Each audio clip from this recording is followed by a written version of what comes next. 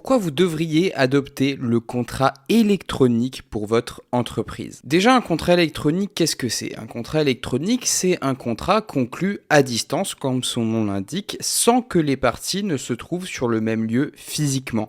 Donc c'est extrêmement pratique puisqu'en fait, ça va vraiment vous permettre de gagner du temps. Vous n'avez qu'à définir les termes du contrat, l'envoyer à votre partenaire qui va le signer.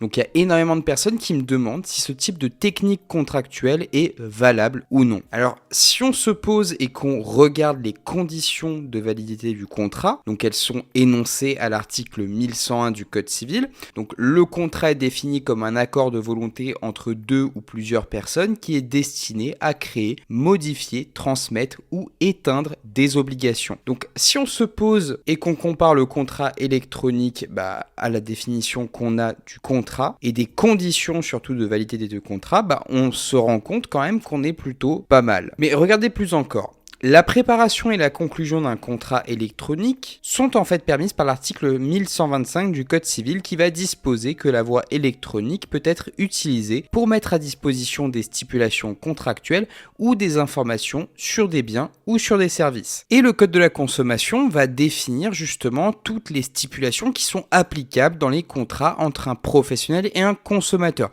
Donc on est surtout sur une relation B2C ici dans ce que je vais vous dire. Puisqu'on a un article qui est l'article L221-1 du Code de la consommation et selon cet article, les contrats électroniques sont des contrats conclus à distance dans le cadre d'un système organisé de vente ou de prestation de services à distance, sans la présence physique simultanée du professionnel et du consommateur, et par le recours exclusif à une ou plusieurs techniques de communication à distance jusqu'à la conclusion du contrat. Donc on le voit, le contrat électronique, c'est vraiment quelque chose qui est rentré dans les mœurs et qui a été appréhendé juridiquement par le droit. Donc c'est quelque chose de valable et de légal. Mais comme je vous l'ai dit, pour que ce contrat soit réellement valable, il doit être en raccord avec ce que nous dit l'article 1128 du Code civil qui pose les conditions de validité des contrats. À savoir déjà, il faut qu'il y ait un consentement. Donc ça veut dire que les deux parties doivent être d'accord sur quelque chose. Donc par exemple, fournir un service et l'autre partie va payer un prix. Quand il y a échange des consentements, on remplit la première condition de validité du contrat.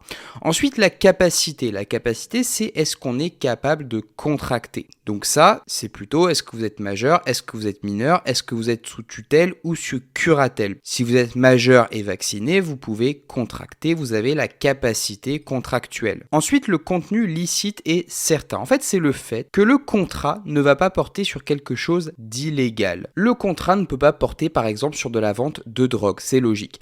Et en ce qui est du contenu certain, c'est qu'il doit y avoir une contrepartie qui est réelle. Notez que dans le cadre d'un contrat électronique qui est conclu entre professionnels, le consentement des parties est exprimé par une signature électronique. Donc ça, c'est l'article 1367 du Code civil qui en dispose. Et ce même article ajoute des conditions de fiabilité à ce procédé. Donc déjà, une signature électronique doit être créée. Vous devez pouvoir signer électroniquement et créer votre signature. Ensuite, l'identification du signataire doit être identifiée et assurée. On doit pouvoir identifier le signataire. C'est telle personne qui a signé. Ensuite, l'intégrité du contrat signé doit être garantie. Ça signifie en fait que le système de signature électronique doit tracer et doit garantir le fait que le contrat n'a pas été modifié après sa signature.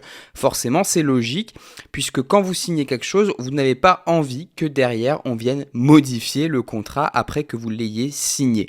Vous avez signé pour des dispositions contractuelles particulières, on ne va pas vous les changer par la suite. C'est quelque chose de logique. Donc faites très attention au logiciel que vous allez employer si jamais vous voulez faire signer des contrats de manière électronique. Faites en sorte que ces logiciels soient agréés. Vous avez le logiciel YouSign qui est pas mal. C'est vraiment un logiciel qui est peu onéreux et vraiment c'est très intéressant pour justement proposer des contrats que l'on peut signer électroniquement. Sur DocuSign, au niveau des tarifs, vous avez par exemple 9 € par mois et avec ça, vous avez un suivi en temps réel des signatures et franchement, c'est extrêmement intéressant.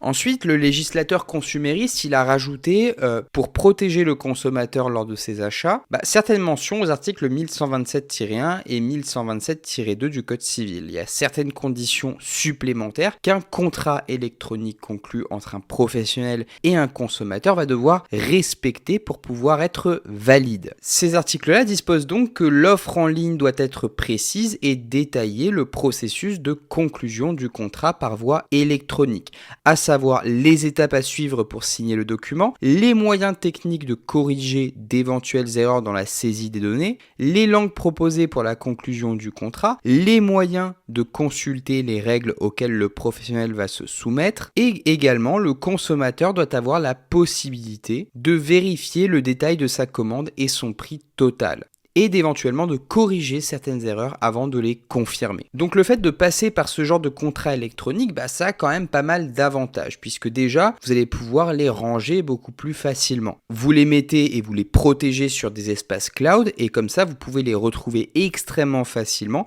et en plus les sécuriser, puisque quand vous les avez en format papier, on n'est jamais à l'abri du fait qu'ils se mouillent, qu'ils se brûlent, par exemple s'il y a un incendie, ou de simplement les perdre. Beaucoup plus difficile de les perdre s'ils sont bien rangés sur le cloud. Ensuite, c'est une technique qui est plus rapide, puisque forcément, vous n'avez pas forcément besoin d'envoyer le contrat par la poste et d'attendre qu'on vous fasse un retour pour le signer à votre tour. Là, c'est extrêmement rapide, même si c'est des conventions tripartites, vous pouvez faire signer tout le monde et avoir un suivi en temps réel des signatures. Donc c'est très très intéressant et ça vous fait gagner énormément de temps. Ensuite, c'est plus économe, puisque forcément, vous n'avez pas besoin de timbrer, etc., de faire les envois vous-même. Vous n'avez simplement qu'à payer une redevance annuelle. Je parlais de, par exemple, YouSign, où vous avez 108 € à peu près par an à payer. Et là, vous avez vraiment un moyen de générer des contrats que vous payez une fois et basta. Et comme je vous l'ai dit, c'est une procédure qui est plus sûre, puisque ça vous permet de stocker les trucs, de ne pas les perdre et de les retrouver extrêmement facilement. Donc voilà, c'est tout pour cette vidéo, j'espère qu'elle vous a plu. Si c'est le cas, n'oubliez pas de vous abonner, de mettre un pouce bleu et moi je vous retrouve dans les vidéos qui suivent. J'en profite avant de partir pour vous dire que j'ai sorti le pack de l'indépendant. C'est un pack qui vous donne vraiment toutes les armes pour débuter votre activité en tant qu'indépendant.